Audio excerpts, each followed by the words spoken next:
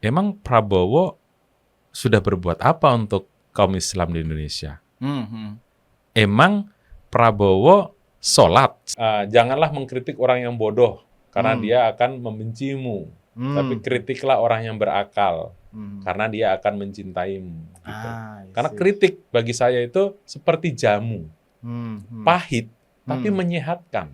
Nah, saat ini Presiden kita sepertinya nggak mau minum jamu yang bikin pahit itu. Jadi memimpin itu bukan memperkaya diri, memimpin itu bukan apalagi membuat sanak famili, punya kekuasaan. Memimpin itu menderita. Karena memang fungsi demokrasi itu membatasi, bukan memperpanjang. Kalau memperpanjang, jadilah kerajaan, kan gitu. Tapi ada republik rasa kerajaan, kan gitu.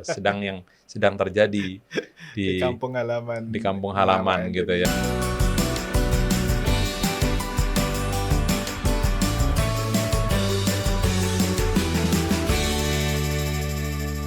Kalau kajian Mas Ridho sendiri tentang apa waktu nulisnya? Kalau disertasi saya itu tentang partai politik sebenarnya. Fokusnya adalah ideologi parpol ya. Sebenarnya saya ingin menguji di tengah ideologi partai ya, ideologi politik yang mungkin blurred ya, semakin tidak jelas. Gitu sebenarnya pertarungan ideologi itu masih eksis nggak sih gitu kan? Sampai pada level kebijakan publik, pembuatan undang-undang itu sebenarnya masih berpengaruh nggak sih? Ternyata masih ada. Gitu. Masih ada refleksi ideologis dalam kebijakan publik yang membuat partai. Saya kemudian seandainya ngecek dalam beberapa case ya di Indonesia dalam pembuatan undang-undang ini, sering mendengarkan aspirasi seandainya dalam hal pendidikan, ya ternyata pembuat kebijakan tetap mengundang Muhammadiyah atau fraksi yang terkait, partai yang terkait, itu ya tetap memperjuangkan aspirasi itu, gitu ya. Hanya hal-hal yang seperti itu tidak muncul di ruang publik. Yang lebih muncul adalah politik kekuasaan, politik elektoral, yang pada aspek ini memang ideologi tidak berlaku lagi, atau ideologi memang memudar. Karena ideologi dalam konteks kekuasaan no longer exist kan gitu ya. Tapi dalam konteks pembuatan kebijakan, proses-proses pembuatan kebijakan sampai ke bawah itu masih sebenarnya. Berarti ada semacam ada dua wajah politik. Ya. Yang satu ketika di sangat level pragmatis. Kebijakan itu ada refleksi ideologi dari partainya. Masih ada. Tapi dari konteks elektoral itu sangat fluid, sangat cair, sangat pudar gitu ya. Betul. Kira-kira temuan saya poinnya di situ gitu ya. Kan begini, selama ini orang mengatakan nggak ada lagi ideologi itu, udah sama aja partai. Nah, karena mereka memandang itu dalam konteks politik kekuasaan. Memang betul. Nggak ada gitu, apalagi dihantam dengan yang namanya parliamentary threshold kan gitu, ambang batas parlemen. Partai semakin pragmatis. Tapi dalam post election ya kan, ini kan kontestasinya kan in electionnya ya, pre and in election. Tapi post election ideologi masih berlaku, ideologi masih jalan, dan ideologi menjadi faktor dominan juga dalam pembuatan keputusan. Yang post-election itu. Yang post-electionnya itu. Misalnya contoh apa undang-undang. Nah, contoh seandainya, dalam ini kasus yang terakhir-terakhir ini berbeda lagi ya. Tapi contohnya seandainya undang-undang pornografi. Itu kan kelompok-kelompok kiri ingin memperjuangkan ini perlu ada, termasuk apa sih yang disebut dengan pornografi kan gitu ya. Tulisan kalau pun bisa jadi pornografi, tergantung persepsi ya. Tergantung persepsi si penglihatnya. Ya, saya melihat jilbab cewek berjilbab nggak seksi, tapi bagi orang yang lain ya bisa jadi itu seksi kan gitu. Nah, itu kan kelihatan dalam tentu pada 2000 sampai 2017 ya. Nah, akhir-akhir ini memang menjadi menarik gitu ya, karena kemudian dominan kekuasaan itu dipengaruhi oleh kekuatan rezim yang berkuasa gitu. Karena kemudian situasi politik partai-partai ini tersandra ya kan. Itu yang kemudian menyebabkan partai secara institusi dikendalikan ketua umum partai. Ya ini banyak aspek lah. Jadi poinnya sebenarnya dalam hal ideologi itu masih berlaku, tetapi ada faktor lain seperti misalnya Omnibus Law, ataupun RUU Kesehatan, ya RUU Omnibus Law Kesehatan, Cipta Kerja, itu kan sebenarnya ada juga elit-elit partai yang menolak, tetapi secara institusi partainya dia bagian dari partai koalisi, dan nggak bisa betul nggak bisa bergerak gitu. Tapi ketika kita ngobrol non formal, sebenarnya nggak setuju juga gitu ya. Nggak setuju juga dengan poin-poin yang ada di betul ya yang membuat pekerja buruh semakin terpinggirkan ataupun membuat merusak lingkungan karena pembangunan tidak harus membutuhkan AMDAL gitu ya, dan segala macamnya lah dampak dari konsekuensi dari Undang-Undang Cipta Kerja itu. Oke.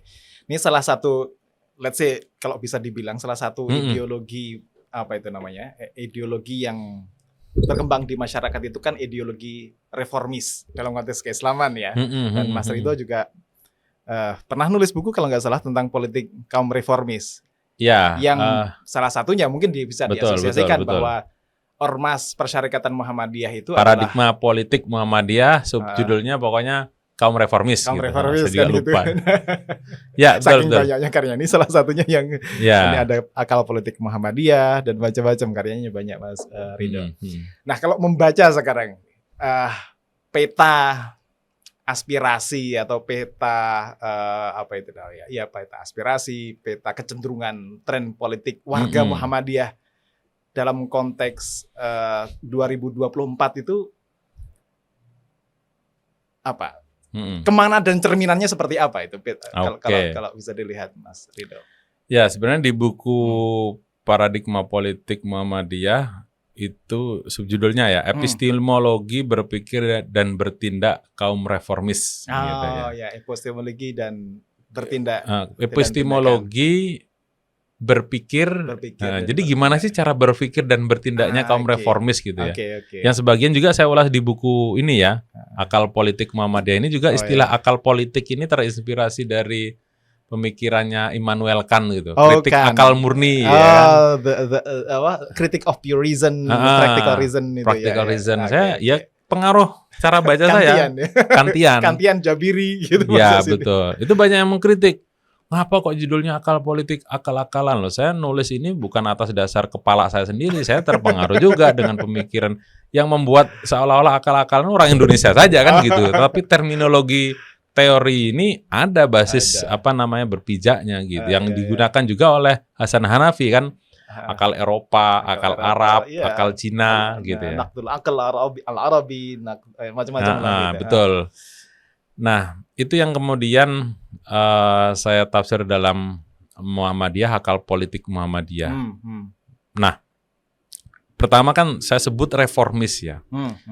Reformis ini kan militan ya. Kaum reformis ini militan karena kan kita disebut kaum Puritan ya. Kaum Puritan ini ya semangatnya kan purifikasi. Ya, purifikasi, ingin memisahkan agama itu harus murni, tidak boleh ada campuran di luar agama. Apalagi kemudian politik itu dianggap limbah kehidupan. Karena di dalamnya urusannya sepertinya neraka saja kan gitu ya. Artinya yang buruk-buruk itu semuanya dilimpahkan ke dalam politik kan gitu. Yang agak baik mungkin bisnis gitu ya. Apalagi kalau bisnis politik mungkin gitu ya. Nah, yang saya sebut di sini itu sebagai kelompok akal skripturalis rasional. Skripturalis ini kan tekstualis ya, ar-ruju ilal Quran was sunnah yang berbeda dengan Muhammadiyah. Jadi memang yang saya sebut dengan skripturalis rasional itu spiral. Jadi warga Muhammadiyah dalam urusan politik ini singkatnya adalah dia itu nggak mau bicarakan politik praktis. Dalam tafsir yang lain dia alergi. Untuk bicara politik praktis. Karena politik praktis pertama mereka berlandasan ini bukan urusan Muhammadiyah, betul, bukan urusan Muhammadiyah. Muhammadiyah adalah dakwah kemasyarakatan. Nah, ini paling dominan di warga Muhammadiyah. Yang saya sebut sebagai akal skripturalis rasional. Rasional itu maksudnya apa? Ya lebih baik jadi dosen lah seperti kita ini kan gitu. Jadi pedagang, pebisnis atau jadi pengusaha yang ya tidak mau bersentuhan dengan politik praktis. Jadi cara berpikirnya masih rasional, tetapi skripturalis menganggap bahwa politik itu limbah. Nah, sehingga kemudian akal spiral ini mendominasi warga Muhammadiyah. Sehingga dampaknya adalah warga Muhammadiyah ini memang bagi saya melihatnya terkesan mualaf dalam hal politik praktis, norak juga gitu sebenarnya. Sebenarnya mau dukung, tapi cara-caranya saya lihat akhir-akhir ini agak-agak norak sebenarnya. Oh gitu ya. Tapi penjelasannya panjang, mungkin di lain kesempatan fokus tentang itu kita ngaji kenapa kok bisa norak gitu. Kegaduhan yang muncul akhir-akhir ini kan agak norak sekali sih sebagai contohnya beginilah, orang mu'alaf tuh biasanya lebih militan daripada alumni santri kan gitu. Oh gitu ya. Alumni pesantren itu kan cara berpikirnya bukan lagi militan kanan tapi militan kiri kan gitu dengan kaedah-kaedah usul fikih. Nah, biasanya orang yang mu'alaf masuk Islam itu militannya dia tuh yang baru mengenal Islam, antum dan segala macam itu, akhi. Jadi kecenderungan ya seperti kelompok salaf itu gitu ya. Pada level kalau orang berenang itu snorkeling, surfing ya. Surfing ya di atas ya. Di atas. Kalau ya snorkeling atau surfing juga ya. Nah, kalau santri itu mungkin kalau sudah lulus itu diving dia. Gitu. Semakin diving itu kan dia kadang semakin unpredictable cara berpikirnya kayak ulil gitulah kira-kira ya. Nah, warga Muhammadiyah itu ya surfing itu kemudian norak gitu ya. Ribut di surfing itu, di snorkeling di daratan itu. Di permukaan. Gitu. Nah, ini yang mulai, tetapi ya memang butuh waktu untuk belajar ya. Untuk matang belajar. Ya, termasuk kegaduhan akhir-akhir antara yang ini dan ini itu. Ini ya.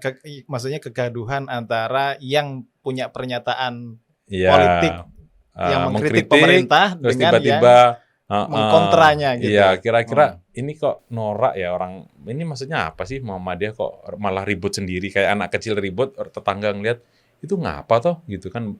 Bahkan mungkin orang tuanya juga menyatakan publik kan gitu tuh. Ini bukan anak saya, bukan pernyataan resmi keluarga kami kan gitu. Agak norak sekali dia tetangga kan gitu. Harusnya kan tutup pintu selesaikan di internal kan gitu.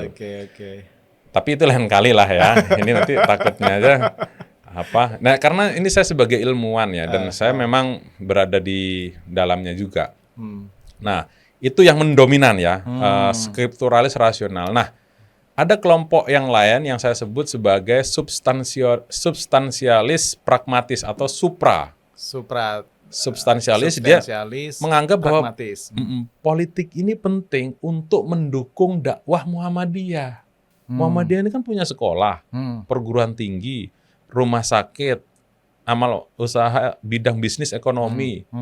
Maka kita harus menempatkan kader-kader kita itu di ruang-ruang politik, di parlemen, di eksekutif, yudikatif. Untuk apa?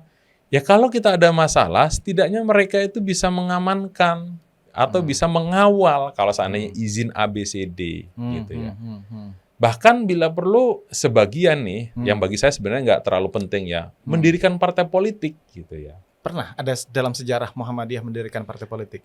Pertama, Muhammadiyah untuk mendirikan partai politik itu yang sedang saya tulis ini, hibah riset saya internal ini, yang sebenarnya terlibat sangat intens. Bahkan menjadi keputusan Tanwir 1966 itu pernah yang melahirkan nama Parmusi. Oh, Parmusi itu salah satu bidannya adalah Muhammadiyah terbesar. Apa buktinya? Istilah atau nama Parmusi itu usulan dari Fakih Usman, ketua tim 7. Sebenarnya selain Muhammadiyah ada 17 lain atau 16 lembaga atau ormas Islam ya, tetapi saham terbesar mungkin 80% itu Muhammadiyah. Buktinya apa? Ketua umum pertama Djarnawi Hadikusumo. Itu adalah bapaknya Pak Gunawan kan, pencipta lagu Sang Surya. Sekjen PP Parmusi itu adalah Lukman Harun yang ada hubungan famili dengan Pak Din Samsudin, masih ada ya orang Minang yang kemudian bergabung ke Golkar. Dua kader ini dan bahkan ketika muktamar pertama Parmusi yang ditolak oleh Pak Harto, penggantinya Muhammad Rum yang juga secara kultural dekat dengan Muhammadiyah. Tapi ditolak, akhirnya kembali lagi ke Djarnawi.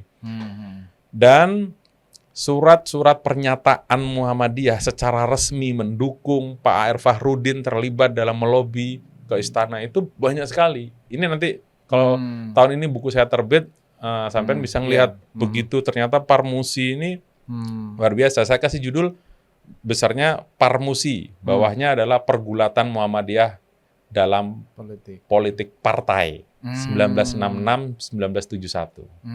Menarik itu. Iya. Jadi itu yang kemudian, itu yang kemudian 1969 itu terjadi konflik karena Parmusi dianggap militan ini, melakukan kritik. Akhirnya Pak Harto membuat agar supaya Parmusi nggak kuat. Akhirnya kan terjadi kudeta yang menyebabkan konflik. Konflik internal Parmusi. Itu Muhammadiyah kelelahan total ngurusin politik yang kemudian melahirkan Khita Ujung Pandang 1971. Muhammadiyah tidak berafiliasi dengan partai politik.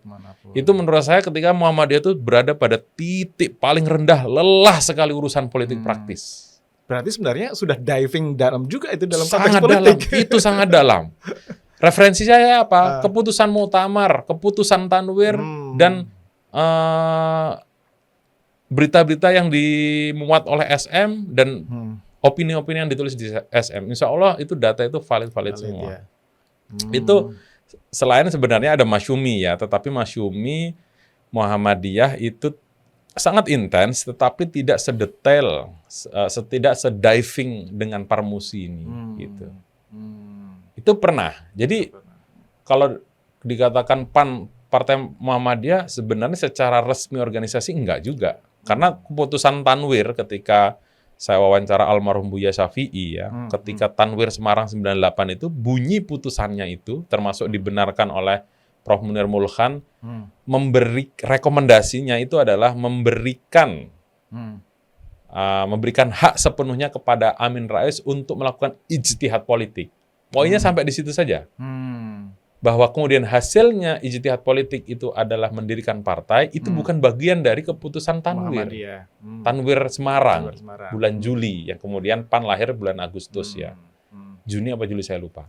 Tapi setelah Muktamar Ujung Pandang tahun 71 tadi itu, berarti memang Khitoh Ujung Pandang itu relatifly secara konsisten diterapkan oleh Muhammadiyah, dianut oleh Muhammadiyah. Sampai kemudian terjadi pergolakan reformasi, ada tarik-menarik. Oh, itu sangat keras sekali ketika Amin mau mendirikan partai, ya, ngumpulin PWM se-Indonesia. Semua PWM itu setuju, di buku saya itu ada ya. Kecuali semua PWM itu sebenarnya nggak ada yang setuju. Kecuali ketua PWM Sulsel dan ketua PWM Mana.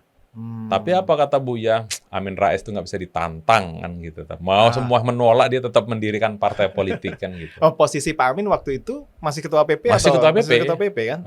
Masih ketua PP sebelum kemudian pleno diganti Buya Syafi'i. Artinya bahwa itu pun bukan partainya Muhammadiyah gitu ya. Oh, yang nggak seperti investment Muhammadiyah ke di Parmusi gitu ya. Termasuk sebenarnya di Masyumi ada sih, cuman tidak sedalam dengan Parmusi itu gitu ya. Oke, itu kan di tingkat elit pengurus PP Muhammadiyah ya. Dan hubungannya dengan politik kepartaian tadi itu. Kalau dari sisi tadi ini kan potret besar warga Muhammadiyah secara umum yang skripturalis rasional, substansionalis pragmatis tadi.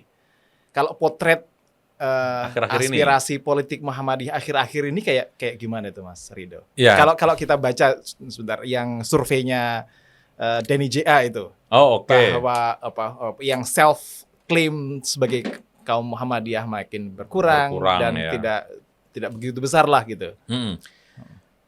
Saya sebenarnya mau nulis, mau mengkritik kok belum sempat gitu ya. Jadi gini, pertama kritik saya ya, tetap kita akui itu sebagai sebuah survei.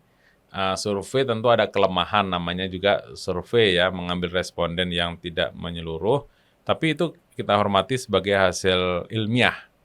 Tapi kritik saya begini, pertama perlu membedakan secara kultur masyarakat modern dengan masyarakat perkotaan dan masyarakat pedesaan, atau muslim modernis dan muslim tradisionalis. Begini, secara sosiologis warga desa itu justru senang kalau mengidentifikasikan dirinya dengan kelompok tertentu. Bahkan ketika contoh nih orang NU, orang yang baru ngikut tahlilan itu saja mungkin sudah mengklaim saya NU. Karena tingkat asobiah mereka itu kan cukup tinggi. Tingkat merasa satu kelompok, satu ini dengan jamaah tahlilannya lah, katakan begitu. Jadi kira-kira nggak banyak perspektif lah. Jalani hidup itu santai-santai aja. Nah, kaum muslim modernis itu sudah disajikan oleh banyak ilmu, banyak perspektif, well educated. Mereka itu cenderung tidak suka diidentikan dirinya dengan kelompok tertentu. Karena saya sudah independen.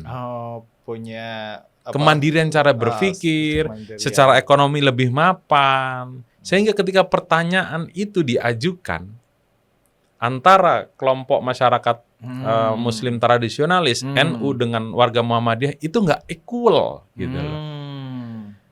Contohnya begini, ya Mas Iva. Banyak kok warga Muhammadiyah mungkin sudah 20 tahun jadi pengurus, ketika dia tidak lagi jadi pengurus, aku duduk Muhammadiyah. Kan ada pernyataan begitu. Loh kok bisa Pak? Nah kan aku seorang pengurus. Menganggap kalau orang Muhammadiyah itu kalau jadi pengurus. Bahkan anak-anak muda cara perilakunya sudah Muhammadiyah pun nggak mau dirinya dikatakan Muhammadiyah. Contohnya nih, seandainya dia nggak nggak kunut subuhnya. Itu kan perilaku Muhammadiyah. Dia tarawihnya 11 gitu ya. Kemudian mungkin cara ibadah yang lainnya ya, atau pernah sekolah di Muhammadiyah. Kecuali kalau politisi biasanya ngakunya, oh saya dulu sekolah Muhammadiyah, baru ngaku. Kalau berguna. Tapi kalau saya pengusaha, dia mau sukses, dia nggak pernah mengklaim saya Muhammadiyah. Padahal mungkin dia bapaknya Muhammadiyah, hanya kemudian cara berpikirnya lebih maju. I see. Itu kritik saya terhadap Denny J.A. secara kritis saya terhadap metode. Nggak salah, tetapi kurang tepat. Gitu. Epistemologi semacam itu nggak dipahami dalam survei. Artinya yang satu semangat kolektif, identitas kelompok itu lebih penting ketimbang identitas pribadi. Sementara di Muhammadiyah,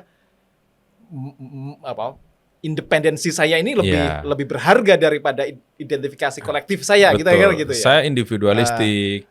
Jadi orang Muhammadiyah sulit untuk disolidkan karena mereka sudah merdeka sendiri-sendiri. Itu kemajuan sekaligus ya dalam beberapa konteks kemunduran mungkin ya. Itu kritik saya, istilahnya. Karena mungkin Denny J.A. nggak belajar epistemologi ya, memahami cara berpikir kan gitu. Seharusnya sebagai seorang peneliti harus memahami dulu. Dia nggak paham al-muqaddimah fi ilmil istighraq itu. Nah, ini mungkin di-cut aja terus dibagikan. Jadi itu cara memahaminya, bahwa tetap kita hormati ya sebagai produk ilmiah tetapi peneliti perlu memahami epistemologi dulu. Kenapa kok satu pertanyaan dibuat sama untuk sebuah kelompok masyarakat yang berbeda kan gitu. Itu yang perlu dipahami. Tapi saya kalau mau nulis bingung juga, belum ada waktu dan membutuhkan kata yang tepat gitu juga ya. Itu kan juga perlu jarak reflektif lah gitu. Dari keseharian yang menuntut, rutinitas yang menuntut harus dikerjakan juga. Kira-kira gitu. Nah itu yang melihat kemudian karena reformis tadi itu, warga Muhammadiyah itu cenderung sangat militan untuk melawan yang namanya kemungkaran, gitu ya. Nah, kalau seandainya rezim Jokowi itu adalah simbol dari penuhnya kemungkaran saat ini, ya kan, Dan dari kritik dari ilmuwan, dari dulu yang pendukung dan sekarang kecewa, ya antitesa antitesa ketika 2014, 2019 itu adalah Prabowo. Maka kemudian warga Muhammadiyah ke Prabowo pada saat itu. Nah, 2024 antitesa itu berada di Anies, ya bisa jadi mayoritas Muhammadiyah di bawah nih, di bawah. Di bawahnya ya. Itu ya kecenderungan yang mendukung kandidat yang mempunyai simbol perlawanan ketidakadilan. Gitu. Ya. Itulah karakteristik kaum reformis itu. Saya pernah mengatakan begini 2019. Karena kan ketika itu warga Muhammadiyah banyak ya ke Prabowo ya di bawah. Saya pernah melakukan kritik begini. Loh, emang Prabowo sudah berbuat apa untuk kaum Islam di Indonesia? Emang Prabowo sholat seperti Jokowi walaupun bacanya atau apa nggak ngerti apa-apa ataupun mau pamer, minimal Jokowi sholat tuh. Tapi saya belum pernah melihat Prabowo. Pada saat itu saya sebenarnya ingin melakukan self-kritik kita gitu lah. Maka saya sering mengatakan Prabowo itu dapat untungnya saja 2019. Karena ya nggak ada calon lain kan selain Jokowi. Nah dalam konteks ini pemilih Prabowo bergeser banyak ke Amin ya. Saat ini Amin yang diuntungkan. Simbol itu melekat. Simbol nahi mungkarnya tadi itu. Ya, artinya bahwa ya kalau dikatakan karena mungkin banyak orang nggak tahu ya, ketika saya kemarin ketemu Pak Din, Anies Baswedan ini salah satu penasihat PRM di mana Pak Din ada kan gitu, sama Jimli Asidiki. Pak Din Syamsuddin itu kan Pak Din Syamsuddin itu di daerah Pondok Labu. Pondok Labu, betul. Marga Satwa tuh. Terus Anies Baswedan itu di daerah Lebak Bulus ya nggak begitu jauh. Iya ya. Dari Pondok Labu itu. Dia di pengurusan PRM ranting Muhammadiyah. Jadi sering itu. Betul. Maka saya kemudian mengidentifikasikan 3 capres ini menggunakan teorinya Geertz. Clifford Geertz. 01 itu kelompok santri. Modernis dan tradisionalis. Dan platform mereka kan kelihatan ya, pakai peci, terus kemudian di bawah NU Muhammadiyah, ya, dan kelompok-kelompok Islam. Jadi ini merepresentasikan kelompok santri. 02 ini kategorinya Geertz kelompok priai. Oh priai ya? Ya. Kenapa priai? Ya Prabowo juga kaum priai kan, Sumitro.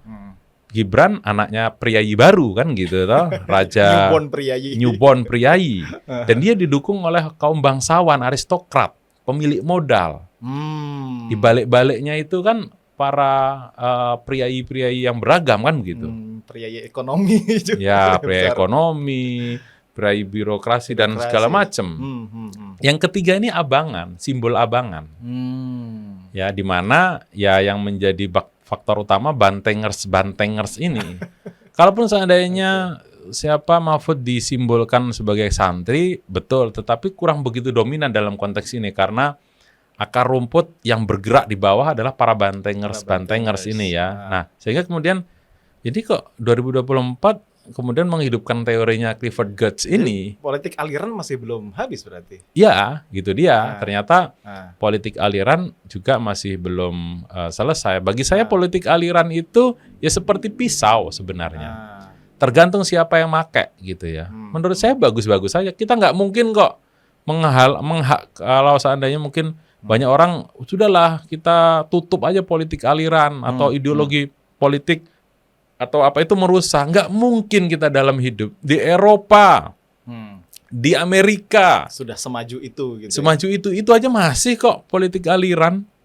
Di Eropa itu ada yang namanya Pegida. Bahasa Jermannya itu pokoknya organisasi anti Muslim dan imigran. Itu ada. Gitu ya. Gerakan ini, dan itu pun mulai bergerak itu sejak 2013 itu. Dan itu legitimate organisasinya diakui atau bawah tanah? Iya, legitimate. Gitu. Berbasis di Dresden, dekat Poland. Oh, I see. Itu bergerak di banyak kota, perlawanan terhadap imigran yang datang berjibun ke Eropa itu. Amerika pun sama ketika Donald Trump, KKK, white neck, yeah, red neck gitu. Terus dia mengatakan, we will make America great again, great again gitu ya. Ya itu kan lagi-lagi tergantung gitu ya. Artinya bahwa ya ini tren global gitu ya. Artinya memang harus dikelola dengan baik dan butuh pemimpin yang mampu memaintain ini gitu ya. Jangan kemudian membuat gaduh seperti Ahok ya. Terlepas dia salah atau enggak, maksudnya baik atau enggak, tetapi kan cara-cara itu kemudian tidak diterima. Mungkin kalau yang mengatakan gitu Gus Dur beda cerita kan gitu ya. Tapi mengatakan seorang Ahok yang dia di mata kaum muslim ya sebenarnya nggak bagus-bagus amat kinerjanya, suka marah-marah, kesantunan nggak ada kan, akhirnya dipersoalkan kan gitu. Nah, lagi kembali ke warga Muhammadiyah, ya kaum reformis itu begitu. Gitu ya kita nanti nggak tahu lihat siapa. Pokoknya sepertinya anti kekuasaan, kira-kira gitulah. Tapi kan kalau tadi Mas Ridho bilang itu kan secara nalar, secara akal politik Muhammadiyahnya, mereka itu skripturalis rasional tadi itu, politiknya itu politik adiluhung, politik yang nilai gitu kan begitu. Tapi dalam konteks pilpres atau pemilu begitu, ketika melihat ada yang mereka persepsi sebagai kemungkaran, mereka juga tidak malu-malu menunjukkan kemana aspirasi politik ini dititipkan, gitu berarti. Ya, betul. Ketika saya mengisi pengajian di beberapa titik mereka itu dengan semangat pokoknya ya. Dengan simbol tangan ataupun dengan simbol ucapan gitu.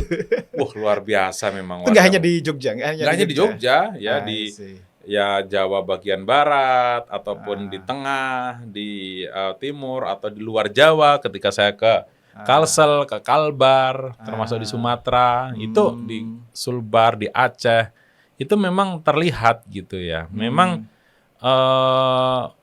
kaum muslim modernis dan reformis ini ada kecenderungan ya ke sana, pokoknya anti kemungkaran. Dia terus melakukan perlawanan itu, bahkan secara terang-terangan, walaupun memang bisa dikatakan jumlahnya juga tidak besar ya. Artinya begini, kan banyak seandainya Gen Z yang belum memutuskan ya, karena Gen Z dan Gen milenial ya itu kan 56%. Jadi dari 204 juta pemilih, 110 diantaranya adalah pemilih yang lahir 1981 ke bawah, ke sini.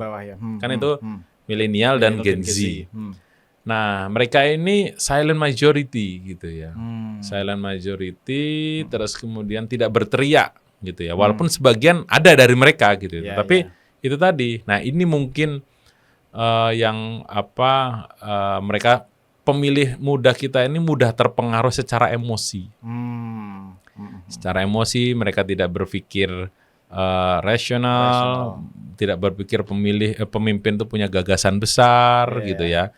Itu makanya gimmick-gimmick itu dianggap punya efek yang betul karena mereka itu suka dengan yang namanya buka platform kemudian nonton video pendek TikTok, betul itu yang itu menjadi problem dan warga Muhammadiyah belum menyentuh ke sana gitu ya. Nah gitu kira-kira gambaran politik warga Muhammadiyah gitu ya. Tapi selain kalau tadi yang dirasakan di akar rumputnya seperti itu ya, arah politiknya kelihatan anti kemungkaran, anti kemapanan gitu. Tapi kan tidak menutup kemungkinan bahwa ada juga dari kalangan Muhammadiyah itu yang misalnya entah menjadi tim suksesnya, entah menjadi operator politiknya di 02 maupun di 03 gitu. Ada tetapan. Nah, bagaimana bisa memahami juga perilaku politik mereka yang tadi itu, yang di luar mainstream ini gitu tadi. Ya bahwa itu hak politik ya, hak politik mereka. Tentu bagi mereka mungkin banyak pertimbangan ya, walaupun sebenarnya mungkin pertimbangan utamanya sangat pragmatis tadi itu, gitu ya. Ini nalar keduanya, nalar pragmatisnya yang nalar dipakai. Pragmatis. Ya, dan itu kecenderungan mayoritas warga Indonesia kan, ada barang, ada uang, ada barang, kira-kira gitu. Dan mereka kan digerakkan dengan uang, kan begitu. I see. Maka saya akan bergerak gitu. Tapi kan berbeda dengan calon yang mungkin secara ideologis. Maka saya sering mengatakan ada tingkat Ada 3 tingkatan pertalian yang itu cukup erat ya. Yang pertama yang paling bawah itu ketika pertalian itu berdasarkan uang. Itu bisa transaksional itu bisa melebur. Kedua itu ikatan karena kontrak. Ya. Karena kontrak itu lebih agak kuat daripada transaksional. Jadi di sana ikatan komitmen gitu ya. Tapi yang lebih tinggi itu adalah ikatan ideologis. Bahkan orang rela mati kan? Tanpa ada transaksi uang, tanpa ada komitmen hitam di atas putih, tapi ada afiliasi ideologis. Jadi transaksi paling kuat dalam hidup adalah transaksi ideologis. Jadi ketika kita mampu membangun transaksi ideologis gitu ya, dengan seseorang, bahkan dia akan membela kita mati-matian, ya, bahkan kita akan diperjuangkan tanpa sedikit pun transaksi uang. Tapi kalau transaksi uang, itu mudah lunturnya gitu ya. Karena ya ada uang ada barang, nggak ada uang, ya gimana gua mau hidup tim sukses. Atau kalau ada uang, oke, hanya sampai di situ ya selesai gitu. Nah, mungkin ya saya melihat, ya semoga ini salah gitu kan ya. Di aspek yang lain, di tim ses yang lain itu karena faktor pragmatis tadi itu, gitu ya. Karena banyak hal lah ya. Intinya bahwa urusan perut itu selesai, maka saya siap untuk jadi tim ses. Atau karena punya potensi menang, nanti kalau terpilih saya bisa jadi komisaris, saya bisa jadi ya manajer program apalah kayak gitu kan. Atau apapun kecipratan lah, sangat pragmatis sekali ukurannya. Atau jabatan apa, semoga saya salah, tetapi ini pandangan sejauh saya melihat. Atau misalnya agak positifnya bisa, memang pragmatis, misalnya kalau saya memposisikan diri dalam posisi mereka, saya mendukung yang potensial menangnya besar. Saya dapat jabatan. Nah, dengan jabatan itu, saya bisa memberi kemanfaatan yang lebih luas gitu. Ya, misalnya bisa begitu. Dalam tradisi Muhammadiyah kan juga ada seperti dulu Pak Lukman Harun di Golkar itu kan dihujat habis-habisan juga oleh kalangan Muhammadiyah. Tapi begitu dia jadi DPR dalam waktu yang lama, banyak juga orang Muhammadiyah yang berkepentingan memanfaatkan posisi Pak Lukman Harun. Atau yang terakhir lah, kayak Raja Juli Antoni gitu misalnya. Gitu. Ya, itu bisa. Artinya dipersepsikan begitu, tetapi kalau dibandingkan seharusnya bisa berbuat banyak, sepertinya masih belum. Ya walaupun seandainya begini, hebatnya orang Muhammadiyah itu senang berterima kasih walaupun dikasih sedikit gitu. Gitu ya. Artinya saya melihat ya, seandainya ini mendukung ini, padahal baru segini gitu ya. Baru dikasih segini, tapi ucapan terima kasihnya tuh, wah sudah luar biasa. Itu bagusnya orang Muhammadiyah. Gitu ya. Padahal sebenarnya tidak hanya sekedar itu, banyak aspek gitu ya. Walaupun sebenarnya begini, saya pribadi pun sebagai ketua LHKP sangat mendukung teman-teman untuk berdiaspora di posisi kekuasaan apapun. Tapi kan tadi saya menggambarkan kenapa mereka di sini dan di sini kan gitu. Sebagai ilmuwan politik. Ya, kan menggambarkan itu. Tetapi tadi itu ya saya tetap mengapresiat mereka-mereka yang terlibat dalam politik kekuasaan. Tentu siapa sih orang yang nggak suka kekuasaan kan ya. Mungkin saya juga kalau nih ya ditawarin ataupun diajak dan segala macam, itu pun akan timbang-timbang kan gitu. Mas Ridho nanti jadi komisaris ini ya gitu. Itu pun bisa goyah iman saya kan gitu toh. Waduh, ini gimana? Kalau dapat segini kan dana hibah berapa persen tak kasih ke Pak Siva kan lumayan juga kan untuk membangun ini kan gitu juga ya. Itu dia. Makanya siapa sih? Tetapi bagaimana mengalokasikan kekuasaan dalam sistem yang besar ini menjadi yang bermanfaat memang kan tidak mudah ya. Nah itu yang menjadi tantangan bagi para aktivis Muhammadiyah. Tapi poinnya adalah saya salah satu orang yang mengapresiat, apalagi amanat Muktamar Solo 2022 kan juga bagaimana Muhammadiyah mendistribusikan, walaupun diaspora itu bahasa Israel katanya gitu ya. Persebaran gitu kan, diaspora Yahudi ketika mereka tidak diterima di mana-mana.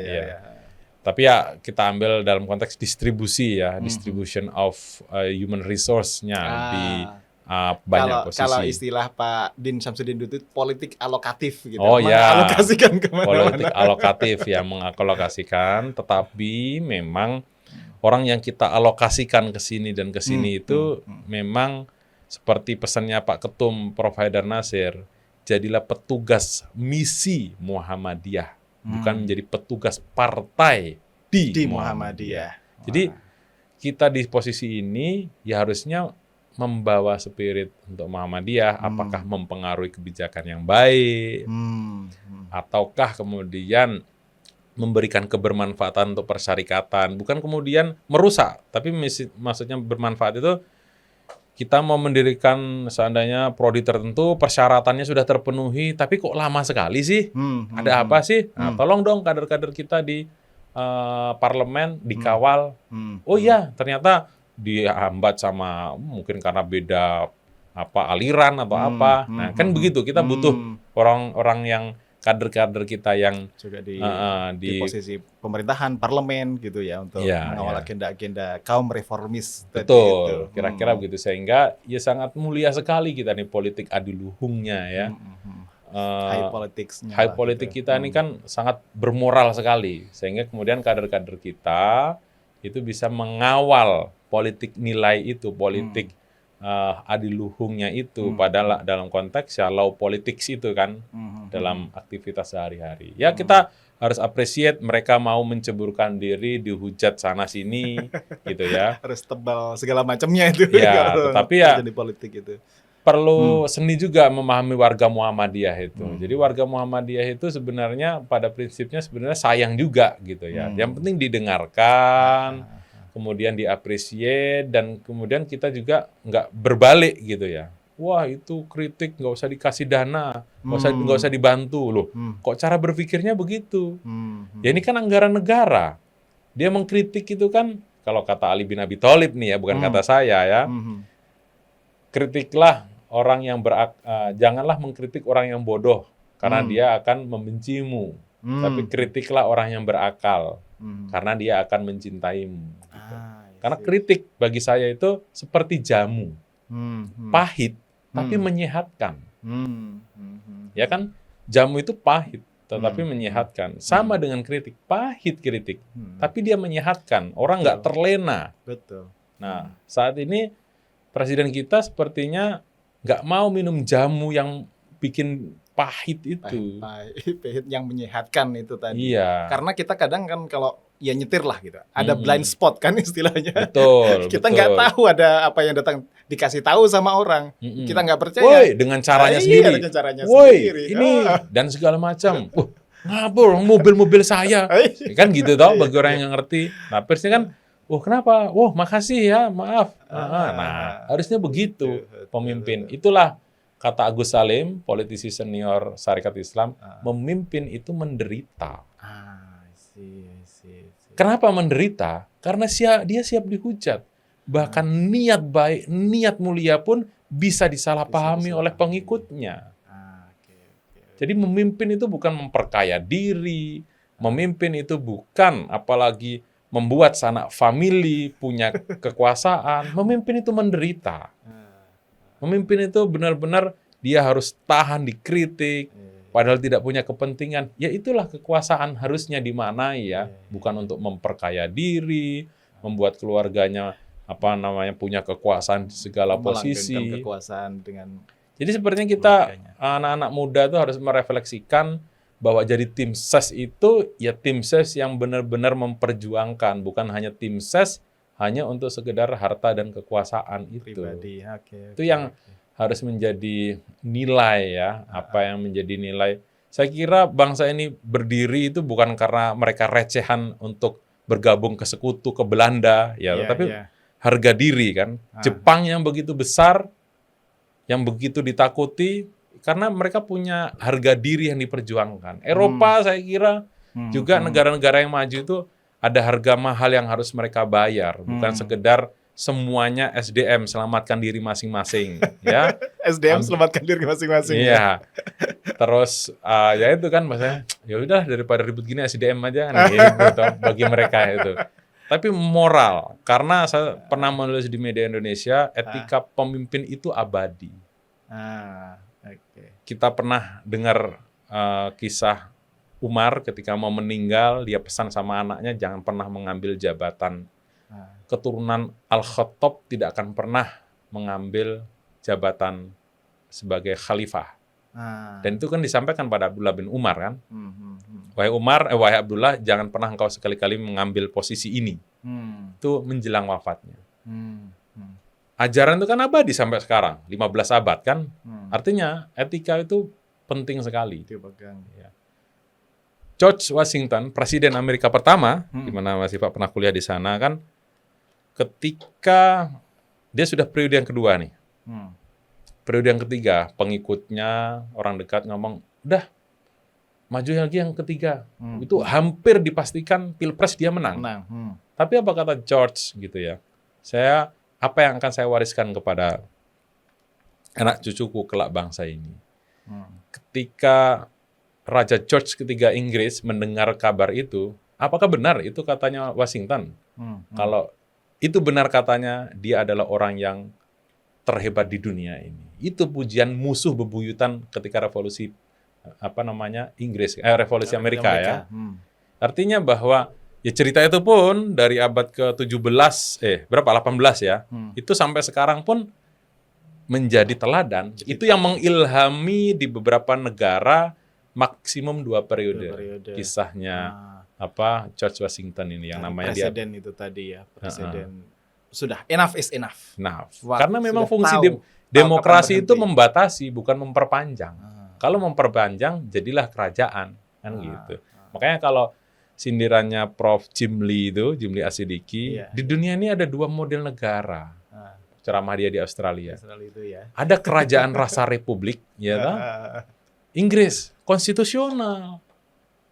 Semua dijalankan secara konstitusi. Tapi ada republik rasa kerajaan kan gitu. Sedang terjadi di kampung halaman gitu ya, di negeri Wakanda. Itu jadi takut ya.